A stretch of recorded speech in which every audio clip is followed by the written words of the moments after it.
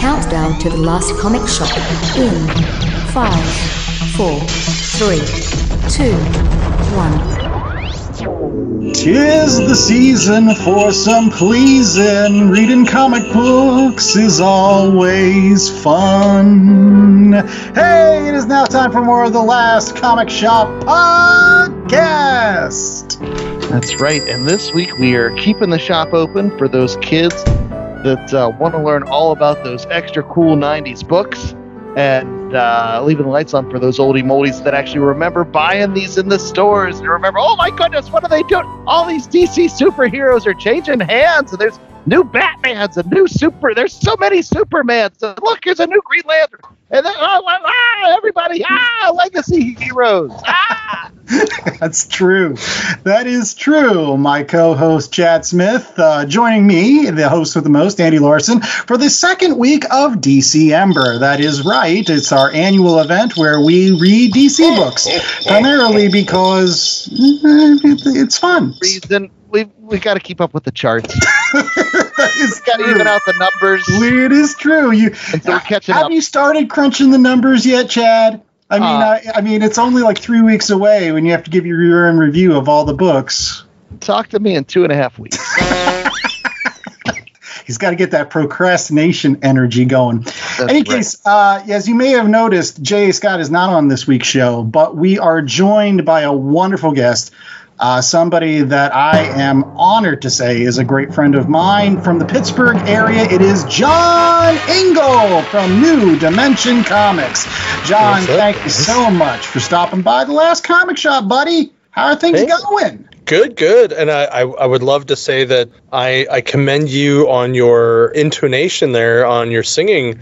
I didn't know that you pulled a tune there, Andy. I was like, holy crap, like, you should come out to one of our karaoke's or something. That is true. You know what?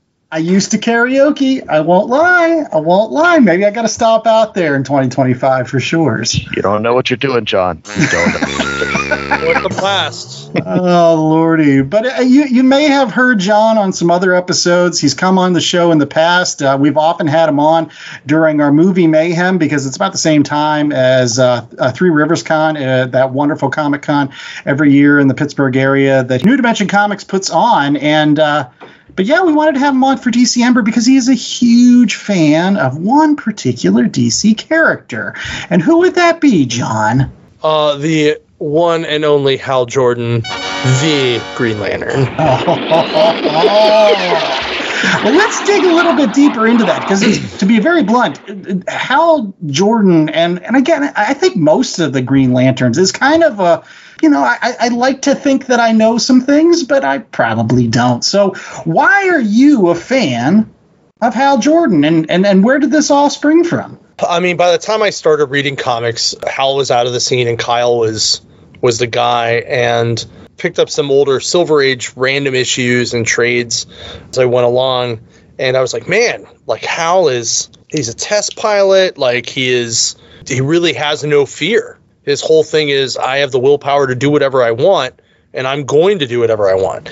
So, growing up, a lot of my family were into like being teachers or engineers and stuff like that. And I'm like, I want to be a rock star. Like, I want to play guitar. I want to just get laid all the time. Like, I want to, that's what I want to do. And they're like, you're never going to make any money. You're never going to get that, blah, blah, blah. And I was just like, I'll show you. And that was kind of like my willpower. So I felt very kindred spirit in that aspect. And a lot of people were like, I don't know why you didn't like latch onto Kyle because he's an artist and stuff. I was like, he is, but he's not as like intense, and he doesn't also have that leadership style that Hal has, because Hal wasn't just a Green Lantern. He led the Corps, and he was the Lantern. Even the Guardians say stuff like he is their champion.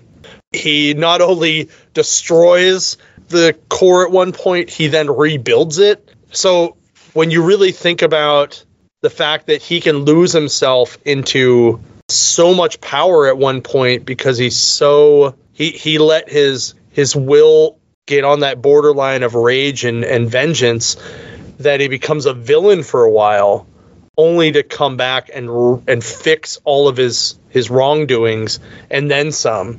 when you look at it as a big picture, it's a very moving ideal and value of your willpower can literally fix anything, including the things you screw up, and then you get crazy good stories later like Blackest Night, where he then hones every single color of the spectrum, and he's got a good redemption story. He's got a great leadership style. It's a lot of the things that I look for in other people in general, and I value in myself, and that's kind of why, Hal's been my guy. I have Showcase 22, 23, and 24. Before the Three Rivers show, I sent them into CBCS, so I read them. I actually read these books. Were those the showcases from like late 50s, early 60s? It was in the 60s sometime, because it was like that era of Silver Age where they didn't put number ones on the number one of the main series, because the Green Lantern number one that followed that did not. Same with Wonder Woman. Same with, I think Superman didn't have his. Flash didn't have a number one on his. It's interesting reading it, because not only is Hal this hot shot, finds this dead alien and is like, oh, I get the superpower, but I don't know what I'm doing with it, and he kind of has to work that out.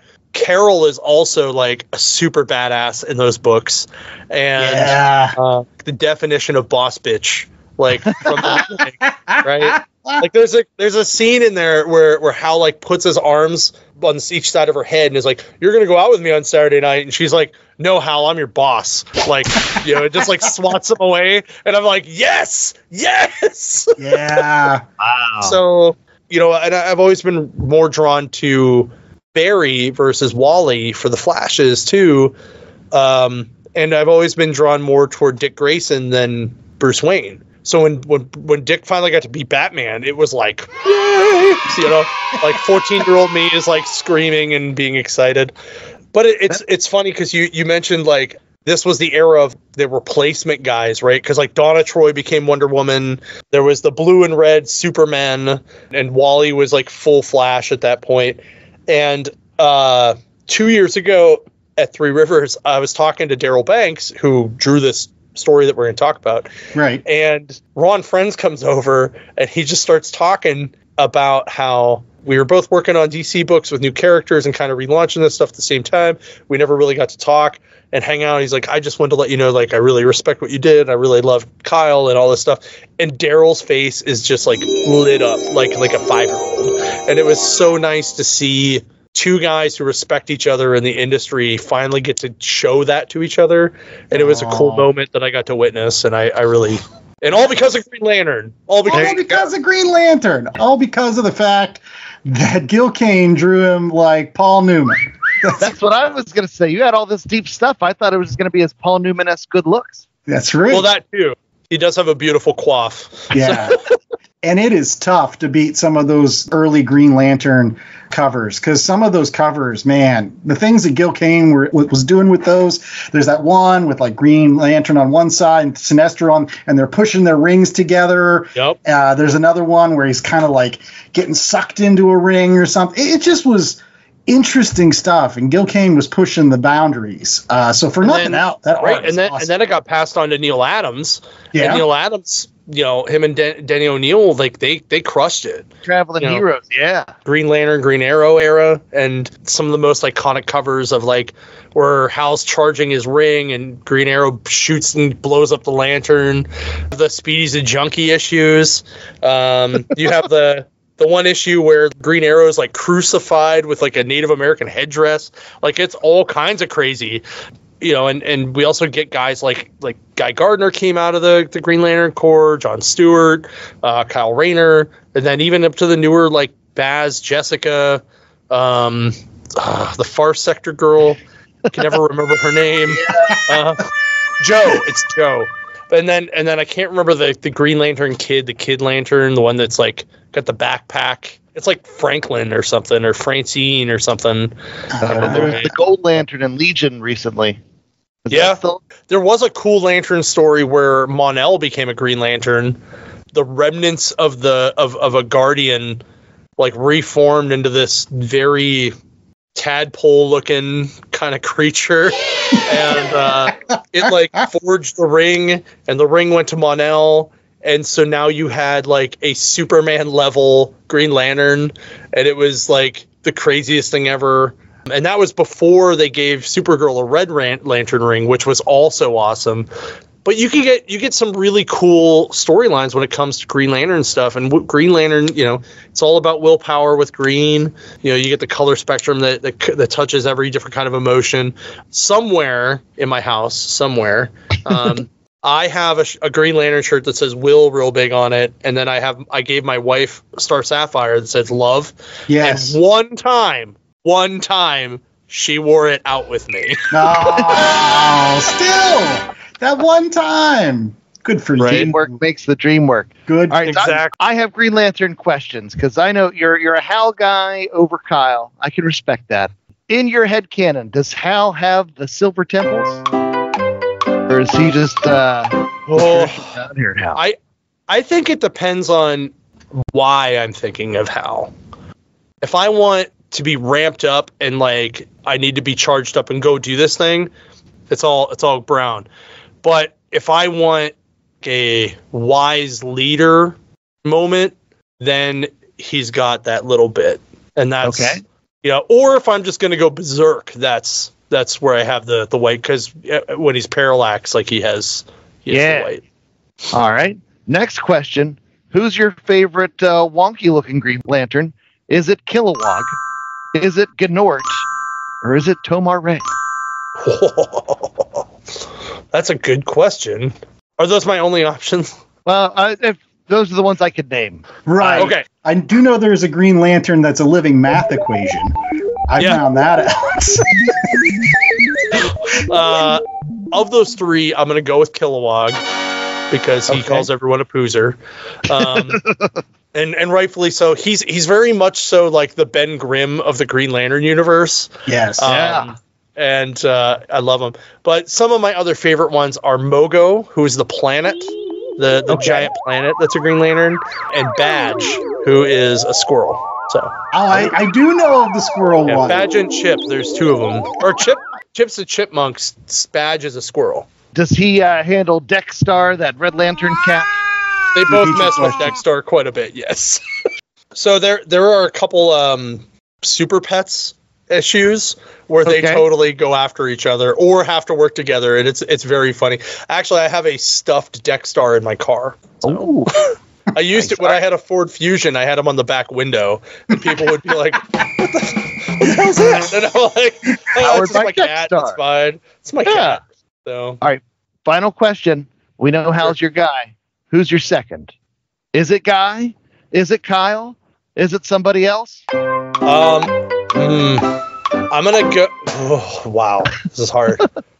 It's either Guy or Alan Scott. It's one of the two. Because a lot of people forget about Alan Scott because he was a Golden Age Lantern, and he's not technically tied in because he has the pure meteorite from the green that they used to build the rings. So his is untainted. Splinters will do him in. Okay, wait. Did you guys read the miniseries, the last miniseries to Green Lantern? I have not yet. I've heard great things, though. Okay, they actually have a joke in there because in it, like Alan Scott comes out to his sidekick because he's telling him the story about his Red Lantern who he had to fight, who was one of his ex-lovers, right? And at some point, sidekick says something like, "So it's just ironic that your weakness is wood, then." And he's like, "Shut up." And it's really, really funny. Like, I think it's in the last issue, so definitely check it out. It was very, very funny. All right.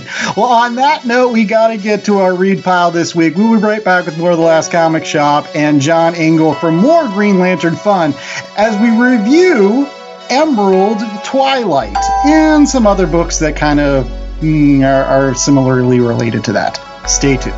Emerald adjacent. BCWSupplies.com has everything a comic collector could need. Boards, bags, long boxes, and so much else for our ever so increasing collections. And you can save 10% on your total order by using promo code LCSPOD at checkout. Not only does this take 10% off BCW Supplies' already low prices, but it supports my favorite podcast, The Last Comic Shop. So get all your collecting gear at bcwsupplies.com and save 10% on your order with promo code LCSPOD at checkout. That's LCSPOD at checkout. Happy hunting! This message is from the U.S. Department of Veterans Affairs. Veterans, do you want military history and your stories of service preserved? The Library of Congress Veterans History Project collects, preserves, and makes accessible the first-hand accounts of veterans who served from World War I through today. Make your story heard. To learn more and become involved, visit loc.gov/vets. All right, we're back with more of The Last Comic Shop, and it is now time for our Read Pile Review. Yes, that time of every single show where we read a comic book during the week, and then we got together and we decided, hey, this goes well with beer. Let's talk about this. And we're hoping that you're having a beer wherever you're at, unless you're in the car, because that's no good. But if you're elsewhere, please sit down, pour yourself a cold one, and listen to us talk about Emerald Twilight, that awesome 90s event which made Hal Jordan a bad guy for a little while, made him turn into Parallax, and then there was the 0 Hour and all that other jazz. But before we get into the 10-cent synopsis, let's get the creators of these particular issues from Chad Smith. So, Chad, who worked on these particular collection of Green Lantern issues? Okay, so we are going all the way back to 1993 and spinning out of the Reign of the Supermen. Issues 48 through 50, we had Ron Marz handling the writing duties. And then on 48, Bill Willingham did the art with Romeo Tongal and Robert Campanella on inks. And then 49, you had Fred Haynes on art with Romeo Tongal and Dennis Kramer on art or on inks. And then finally in issue 50, you got what would be the regular art team moving forward with Darryl Banks on pencils and Romeo Tongal on inks. Yeah, Darryl Banks did all the covers for these, by the way. Oh, absolutely. And there are some tremendous covers. Real quickly, favorite cover out of all of these covers, I guess, from the Emerald Twilight saga. Chad, do you have a favorite? Mine is Crazy Hal on issue 49 when he's got all the rings and the evil cackle. Yeah, that's my favorite too. Okay. Roundabout, man, it's all the same. Like it's so iconic. But I will say 48 is a very close second, only because when I got it signed, it's Hal like screaming, and Ron Marz actually drew a word bubble and then wrote his names and looked like he was screaming Ron Marz. So that's why it's my second favorite. Well, that's a super iconic. I mean, that was on all the posters at the time. You go to your comic book shop and you're like, you got to grab Emerald Twilight. It's the big event. And speaking of that big event, we've got the 10-cent synopsis, and that comes from our Green Lantern fan himself, John. So, John, what happens in these issues of Emerald Twilight? Well, in the aftermath of Mongol blowing up Coast City, just completely destroying it, Hal kind of goes into a spiral of sadness and grief, and we kind of get to watch Hal go through all the stages of grief in the only way a Green Lantern can. So first he does some craziness where he recreates the entire city with his ring, which is impressive because he covers a 14 square mile hole in the ground and brings back family. He brings back friends. And then the Guardians are like, no, you can't do that. You broke rules. We need to discipline you. You need to come back to Oa. And he says, I'll come back to Oa. So on his way back to Oa, he runs into multiple Green Lanterns and just totally kicks their ass all over the place, steals their rings, steals their power, gets all the way up to the Guardians. They sick Kilowog on him, which is probably one of the best fights in the book, only to be outdone by the one and only fight with Sinestro himself, fresh out of the Green Lantern core battery as his prison. Very specifically, there's a cool panel where he makes this giant bazooka laser thing, and I loved it. So they have a great fight. We'll talk a little bit more about that because there's some crazy moments in those. The Guardians end up using all of their power to stop him, only to watch Parallax, the actual entity that is trapped inside the battery, break out of the battery, absorb into Hal. Hal becomes a Parallax, which is actually the Yellow Lantern energy, but we'll get into that later. And then it's just Ganthet. He's got one hope. He makes a ring and he sends it off. And that is how Kyle Rayner becomes the new Green Lantern, and they pass the torch. And he ends up fighting Parallax a lot. That's the story in a nutshell. If that doesn't make you want to read this book, I don't know what does. So I'll be honest. You know what? I was just thinking about this. I think this might have been the first Green Lantern story I read when I was little.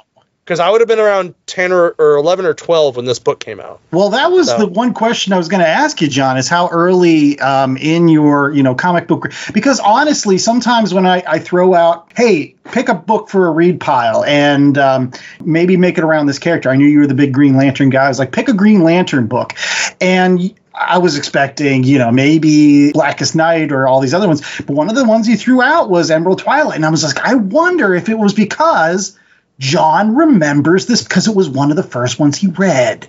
Sometimes that tangibleness of having those first issues, regardless of whether they're good or bad in retrospect, they just mean something. So is that why you decided on this one? I don't remember if it for sure was the first Green Lantern story I read, but it definitely was one of the early ones shortly thereafter. But I definitely remember owning at least a 48 back in the day, and I think a 50, but I may have missed 49 because where I grew up, you had to race to the spin rack and whoever got there first bought the comics. That's true. And when you grow up in a small town like that, you end up with a lot of holes in your collection. But I think Hal just stuck in my brain, just watching this dude go through all this crazy grief. And that was, I think, why. I think that was definitely one of the reasons why. So. Cool. I was just going to tack on, too. We had a show recently where we were talking about the 90s and the appeal. And DC in the 90s, man, starting with the death of Superman, every book was going through, they were going through some stuff. And I actually started, one of the first stories I read was The Flash, The Return of Barry Allen. Turned out to be a feint, but that's why Wally West is my Flash still instead of Barry Allen, because that was the story I read. But like, DC, man, you had Superman dying, you had Batman breaking his back, you had Kyle coming in, all this stuff, and these big action set pieces. Like, the excitement in all of these books was just palpable. Yeah. Another reason why I thought this was going to be a great one is because until this week's show, I had not actually read Emerald Twilight. I had never read it before. It was a big hole in my comic book knowledge. And you know why? It was one of back in the day, I'd read Death of Superman and I read The Return of Superman, and I was all on board with that. Then Nightfall came out and I was kind of like, this seems like a little bit of a retread of what happened with Death of Superman. They're just doing it with Batman now. And then this came out and I was like, wow, this really feels like a retread. This is like, now they're just deciding to do this with everybody. It's like Death of Superman was so exciting. Let's run all the DC characters through the ringer. Let's just mix everything up. And so I honestly now, in retrospect, this is a great story. In fact, I think this is, in some ways, even better than Death of Superman because it's only like 3 issues. Yeah. Like, they do this whole arc that it took them like, I don't know, 1,000 issues. In other titles, they did it in 3. It's like a beginning and middle end. It's like a 3-act play, and you're out. And that was refreshing. I really think that's one of my appeals to it as well, because it's very much so the hero's journey in 3 parts, right? Because you have your catalyst for leaving in your first part, which is, Coast City's gone, and then at the end he leaves, and then in the middle it's a lot of choices. The choices are, I'm going to take out my own people to get what I want, and I'm going to make myself so powerful that I'm going to bring back Coast City.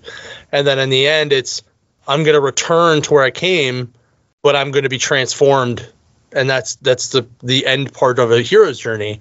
So whether you think about it as like how Star Wars works or any other thing, like, it is very much so a 3-part hero's journey of Hal Jordan going from this broken man to like a demigod with all of the rings that he takes and the power that he becomes when he becomes Parallax. I will say, though, I do think he gets a little bit of the short shrift seeing that Coast City gets blown up, not even in his own book. Like, that's why I had to go back and dig out my Return of Superman trades. And I'll be honest, unlike Andy, I thoroughly enjoyed all the Batman stuff that was going on. I was down with the whole Bat family. And the interactions with Robin and Dick and all that stuff, that was my jam. With the Superman story, I had gotten kind of bored of Superman with all the different bait and switch.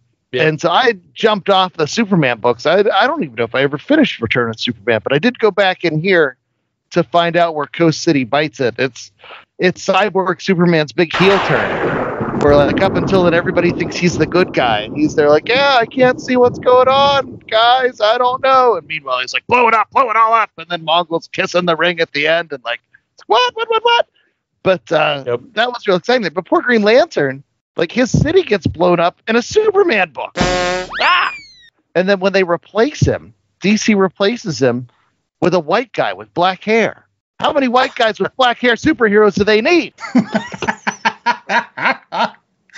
Yeah, but that was the thing. It was exciting when Kyle came onto the scene. There was a lot of energy around the Green Lantern book. So I mean, even though I was glib before about like they did this with all the characters, in the end, it actually ended up paying off for a lot of them. Like it ended up creating a lot of interest and a lot of stories that they could build on for the next couple of years.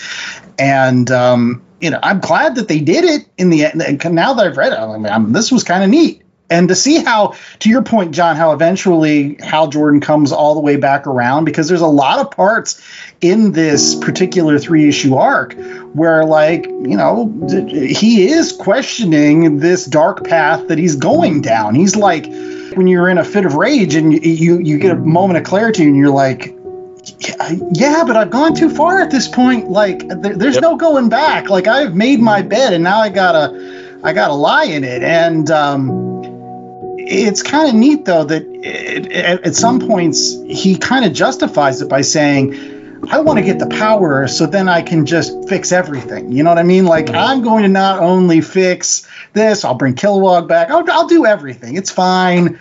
Just give me the power and then I'll set everything right. So it's to the point. Hal Jordan is trying to be a hero. Like, he's trying to make good. Even though he's going a wonky way to get there. It's one bad day of the hero's journey, though.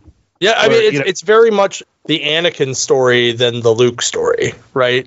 Yes. Because Anakin gets to the point where he's like, well, I can either be a hero or I can be a villain. I'm being a villain. So. Yeah. and there's a lot of parallels. I'm glad that you brought that up. I mean, you talk about the Guardians of Oa. And kind of how dispassionate they are, and how they're like, you shouldn't do that, Hal. Now you got to come back and get yelled at, kind of like the Jedi in some of those prequel movies. They're always chastising, always there trying to take that moral high ground, even though they don't want to get their hands dirty, and they're sending out. They don't mind it when Hal beats up the bad guys for them, but like the moment he's like showing some sort of anger or just, they're not there to give him a helping hand. They're instead there to wanting to reprimand him and disgrace him. And he's like, screw you guys, take your rings. I'll show you how it's done. So I thought that was super cool. Crazy. It definitely plays to a lot of emotions too. And I hadn't read this story in a long time, and I'm really glad I chose it. If you really think about how this story plays out, right? And how Ron Marz works each and every step of Hal's journey. And then you think about the guys that are writing comics now, right? Jeff Johns probably read this and went, someday I'm going to write my version of this. And then that was Recharge. Because now he finished that story. He actually took that power, recreated the core, brought everybody back, and then I'm gonna do another one, and I'm gonna do Blackest Night, and I'm gonna play on all those other lanterns. And without this story, I don't think we would have gotten guys like Jeff Johns to write the Green Lantern stories that he did, like the No Fear, the Sinestro War. I don't think any of that would have came specifically without this one storyline. I can 100% agree with that, John, just simply because sometimes you just got to shake things up. Sometimes you got to throw, a hornet's nest into the mix and say, like, all right, this was the status quo and we got to change. We got to move on. We got to try some new things. And for better or for worse, this event changed the trajectory of everything that happened in the Green Lantern for some 20 years after that. And I was going to say, no disrespect to the Green Lantern fans out there, but like, in the 80s, you have what? The first Emerald Dawn? Yeah. And that's like a Jon Stewart story, really. But you can't point to a whole lot of really great Green Lantern 80s stories in my mind. Like, there was the whole Mosaic thing that was kind of cool, but, like, unless you were, like, an engineer, I didn't really relate to John like I related to Hal and Guy and Alan and even Kyle. Like, Jon Stewart's probably like my fifth one down because I could never really relate to him because he was very militant.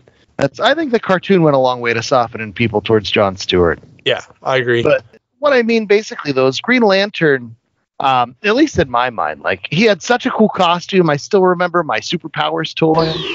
Just that costume just pops. It's such a great outfit there. But the characters, for the most part, were relegated to side characters. He's often Justice League Europe.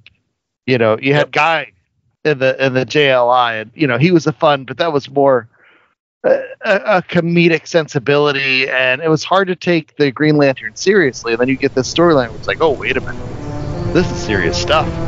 Yeah. This is powerful stuff. This is emotional stuff. When Hal Jordan's talking to his first girlfriend, and like, oh, it's so touching, and like, he's like, wait, you were there when the bombs went off? Like, you were still in Coast City? And she's like, yeah, I'd settled back. And and like watching his dad leave him again. Yeah. Like, oh, man. All the emotions. It's really a tearjerker. The first issue specifically is a big tearjerker. And then it kind of ends with like the Guardians being jerks. Yeah. Yeah. You can't undersell the giant that. battle issue. Yeah. They are terrible. They are terrible bosses. Just awful. No wonder they put Hal in charge eventually. They didn't show any leadership in that moment. They didn't know what Hal needed or even cared, honestly, what he needed. And so I don't blame him for reacting the way that he did. He's like, screw you guys. Like, I'm going home. Like, this is crazy. And I will say this. I had an opportunity to not only read these particular 3 issues, but I also read some other stuff. I did my homework, John. I found a reading list of some other issues that kind of linked in, and some of them were kind of neat. One of the ones that I was reading was Guy Gardner Warrior that was being released about the same time, and it's this neat story where Guy puts on battle armor because he's losing his power of his ring, and then all of a sudden he just gets all this ring power, and he flies off into space, and he finds Kilowog's dead, and he goes and fights Parallax. And I don't know, man. I kind of liked those issues a lot. Yeah. Yeah. Guy is, first off, I think he has the best Green Lantern outfit. Like the jacket, like the punk rock, almost like biker muscle guy. Like, I love it. I just love it. Even though he totally gets knocked out by Batman.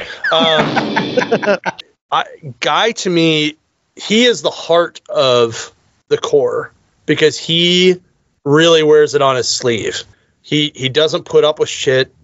He doesn't put up with Hal half the time. And it's no wonder that Jeff Johns really, he put him in Ember Warriors, and then Pete Tomasi wrote Ember Warriors, and that was awesome, and he got to lead that team. And then, in Blackest Night, he becomes a Red Lantern, and then he goes and leads the Red Lanterns, and he beats Atrocitus up.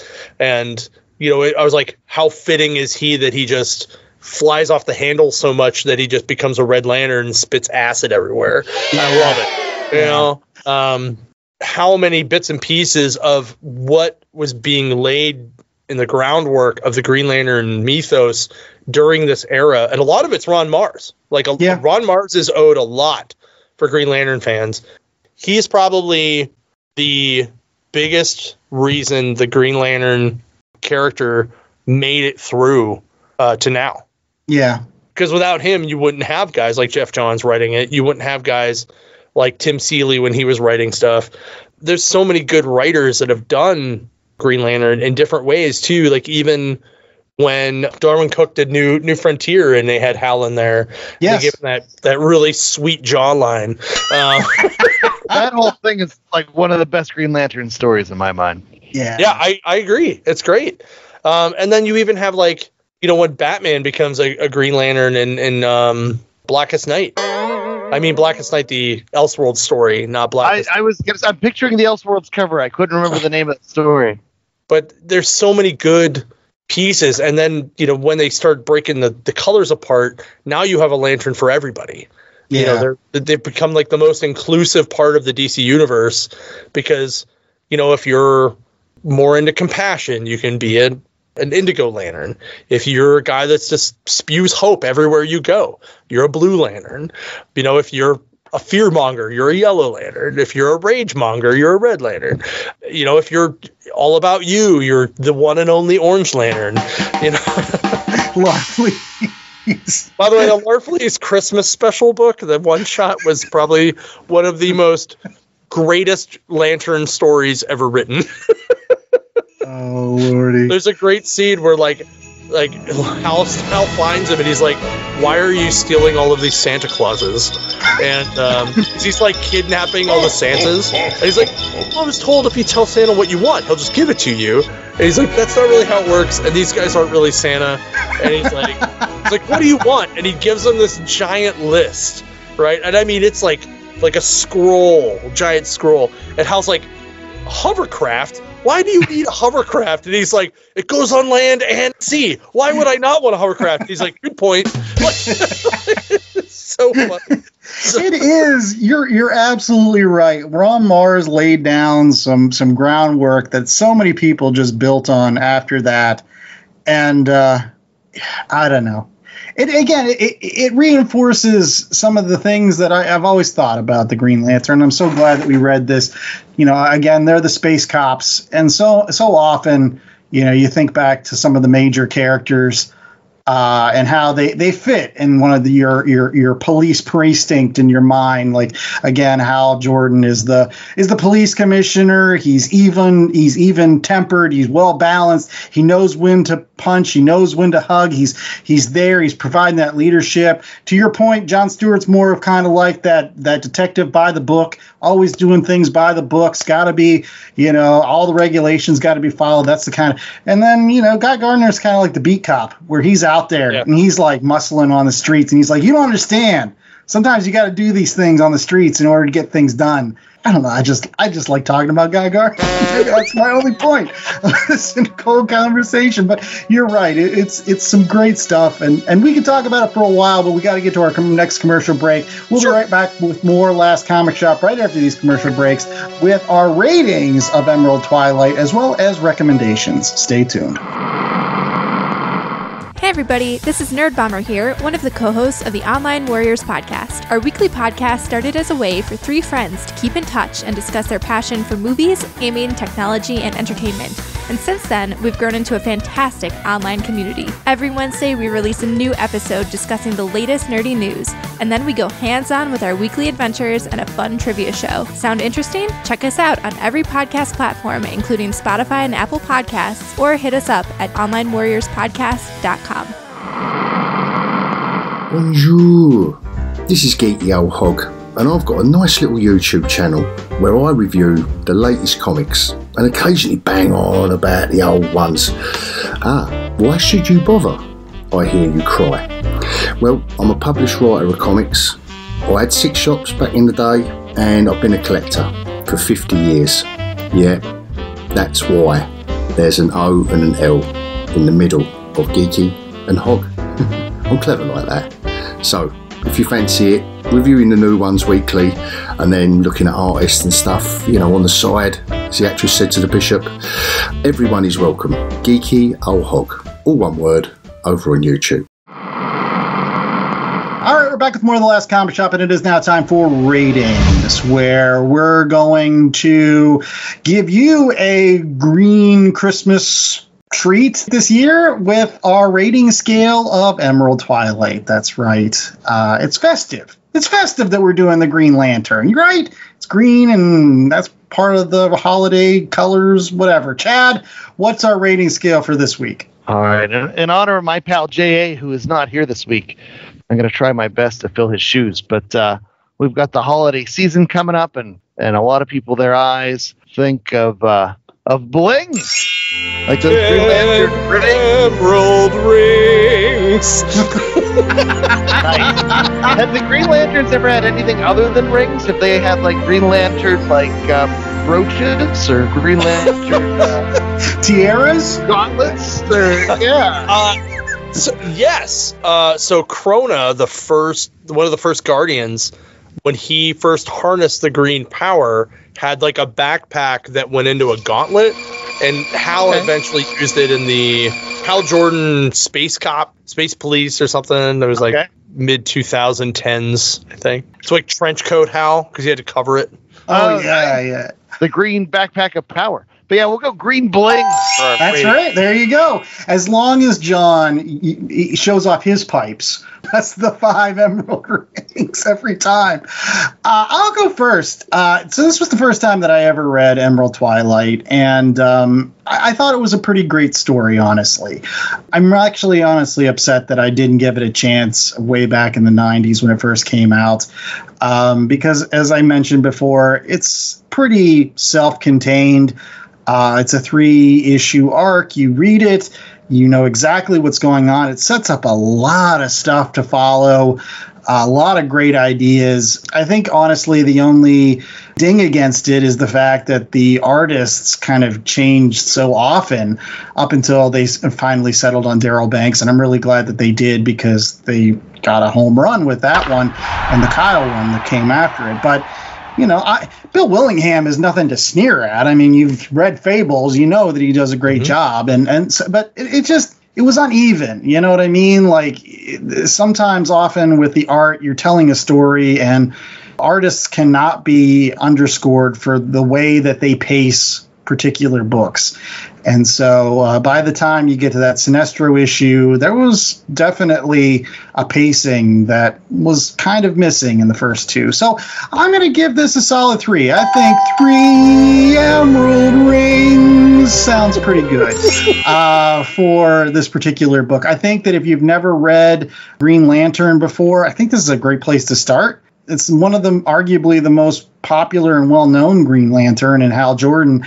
And kind of seeing how he goes bad sets up everything else. It kind of makes you want to read everything else. It kind of makes you want to read the Kyle Rayner and then go on and then read how he redeems himself. So honestly, it's kind of like a first chapter of a book where you're like, you see the guy go bad, but you know eventually at the end of the book he's going to turn back to good. And that's kind of cool. So 3. Chad. Okay, yeah, I will agree. I think that the story suffered primarily just from a lack of consistency on the art squad. And Andy, we're talking about those Guy Gardner stories, that Emerald Fallout.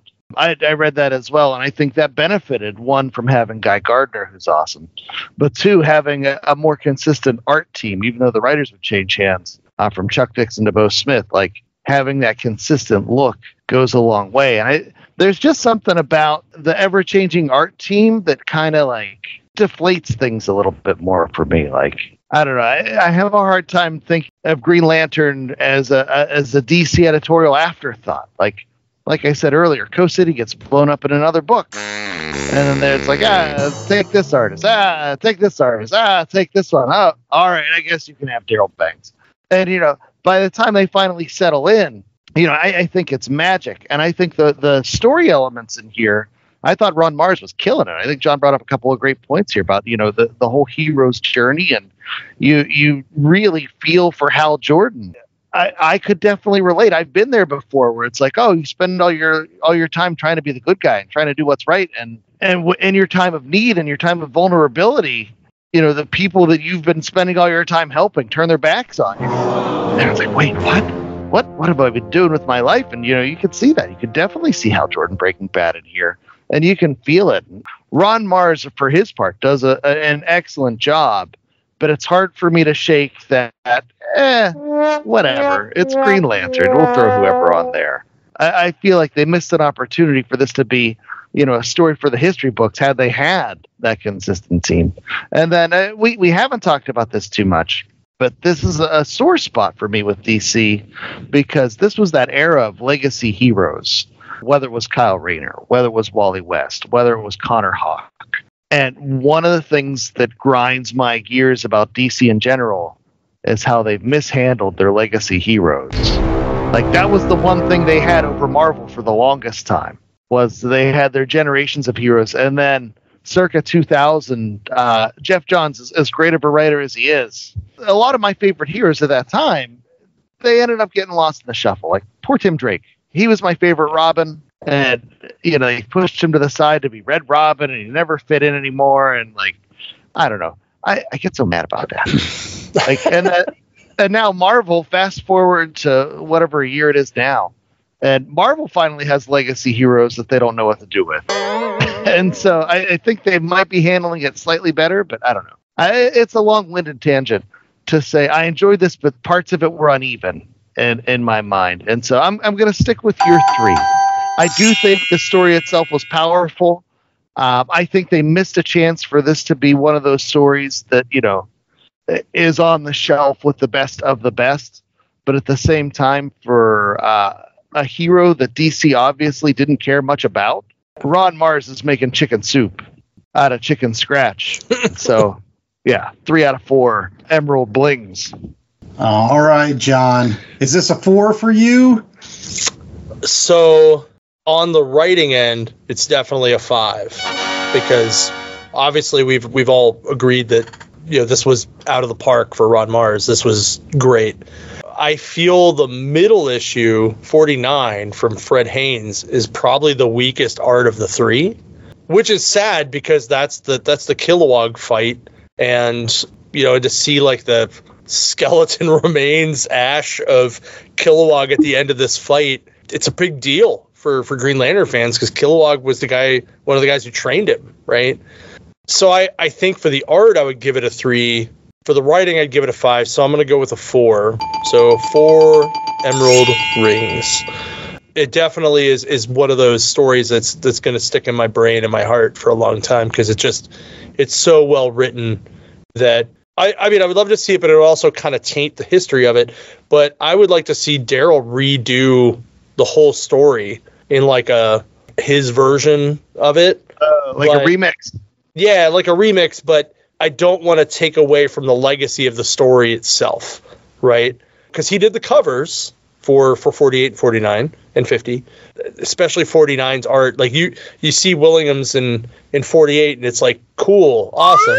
And then Haynes is like down, and then it's back up. And you're back to Darryl, and it just seemed like it didn't fit. Now this may also be because I reread it in a newer printing, so I don't know if it's the newer coloring that may be throwing me off on that, but I just think it's the art in the middle issue is the weak point, while the writing in the middle issue is amazing. So I'm going to go with 4 all around on it.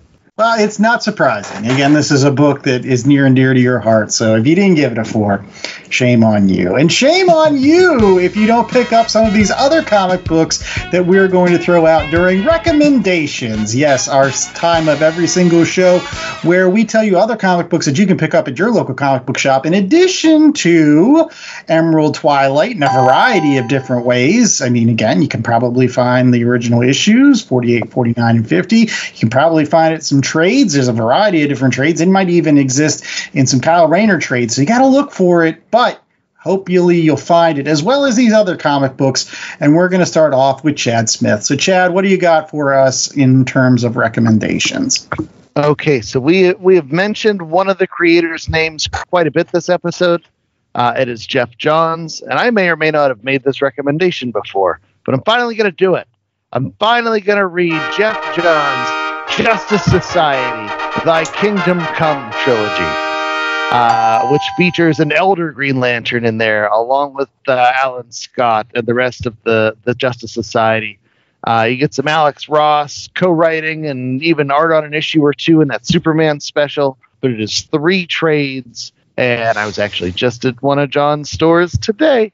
I needed my Justice Society 18 with the Magog on the cover there, but I was able to pull that out. It was the sequel to The Kingdom Come also.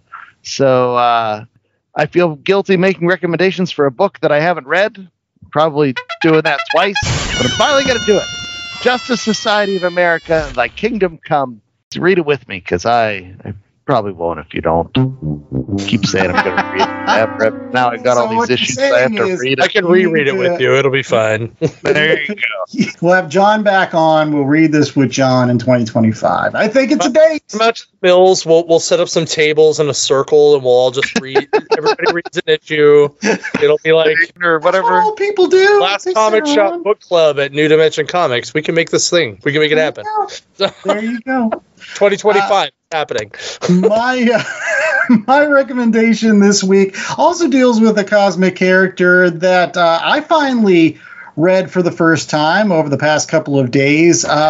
We've talked a lot about Cosmic Ghost Rider and how some of Donny Cates' ideas are just batshit crazy, but they seem to work. And Cosmic Ghost Rider, I think, is one of the ones that epitomizes Donny Cates' writing so well.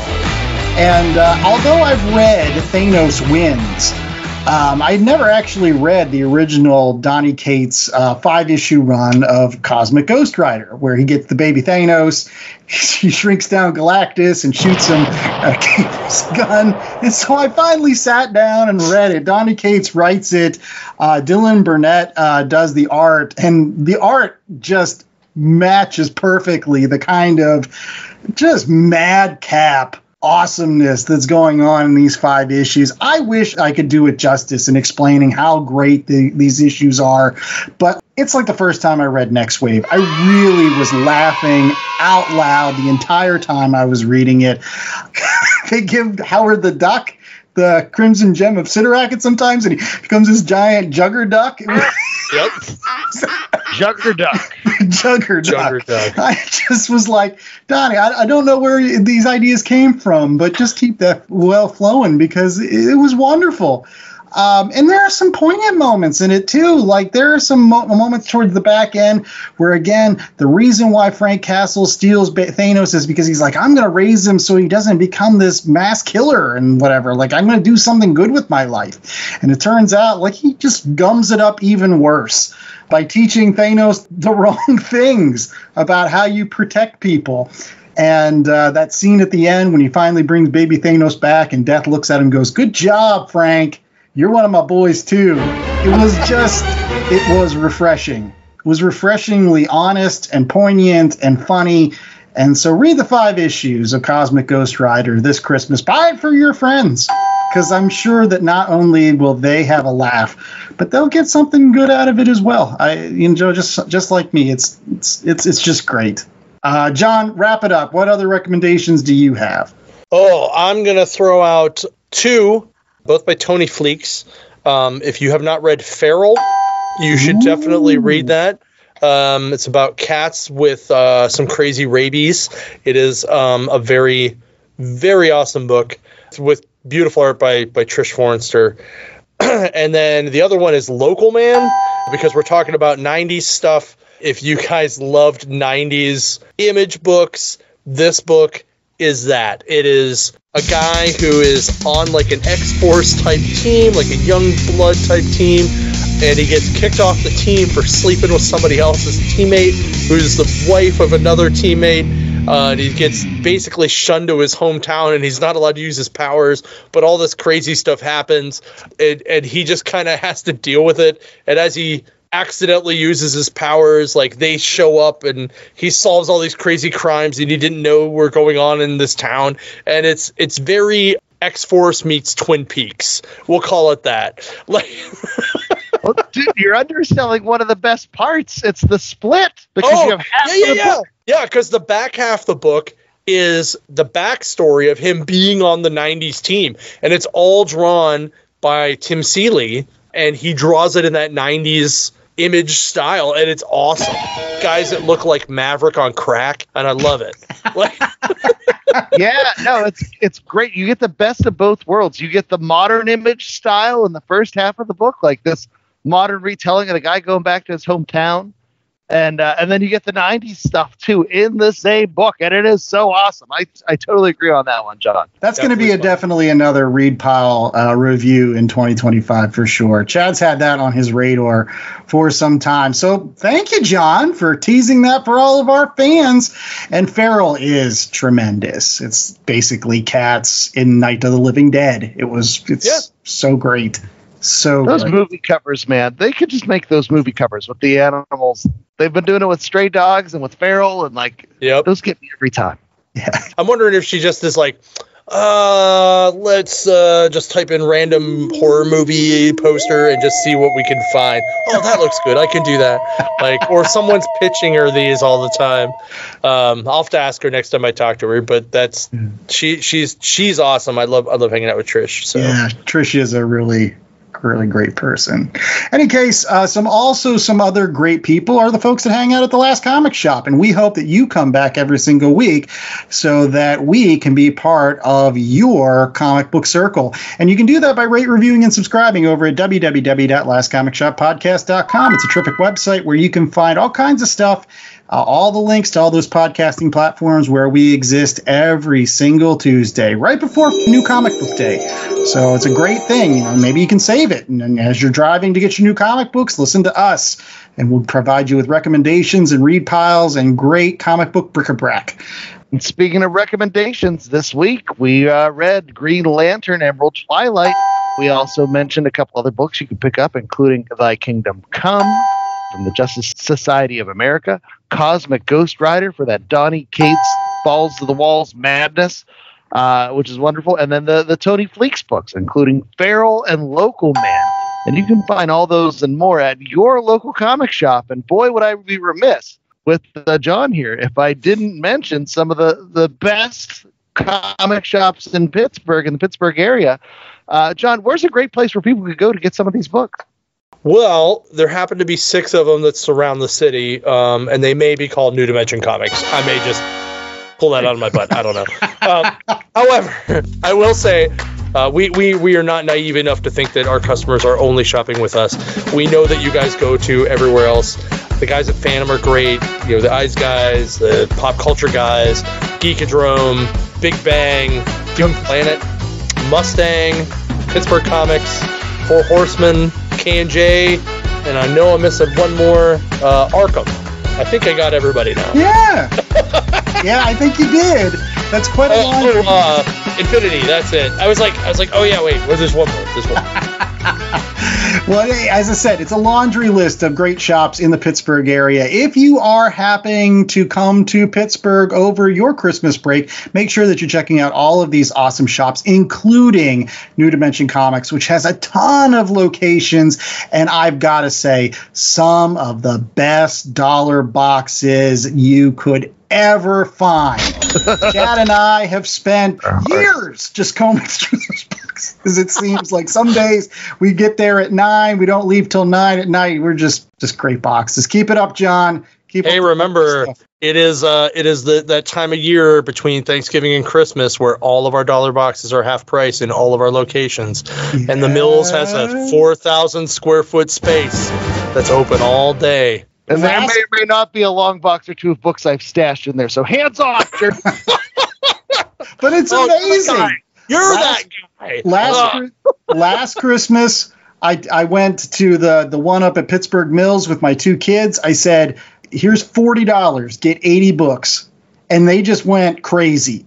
And they came home with Flash and Spider-Man and Thor and Avengers and Advanced Dungeons and Dragons and just so many great books that they're still reading them even a year later. There's so much good stuff, so much weird stuff, so much stuff that's like, how did this even get in here? Dude, I picked up the Pope and other Teresa out of the dollar bin. So You're not wrong. Well, thank you so much, John, for stopping by the Last Comic Shop, and we hope to again have you back on in 2025, especially with the upcoming Three Rivers Con. We'll have to have you back for Movie Mayhem around that time. So get your popcorn ready, sir. We'll have you back. Until next week, I'm the host with the most, Andy Larson. I was joined by Chad Smith and the wonderful Jon Engel. And wherever JA is, stay safe, stay jolly, and remember, Hal Jordan. $1 books are half off! What are we doing? $1 books are half off! Cut the show! We gotta go! That's right. 50 It's time to go dig! Let's go, guys! Come on, let's go! Go!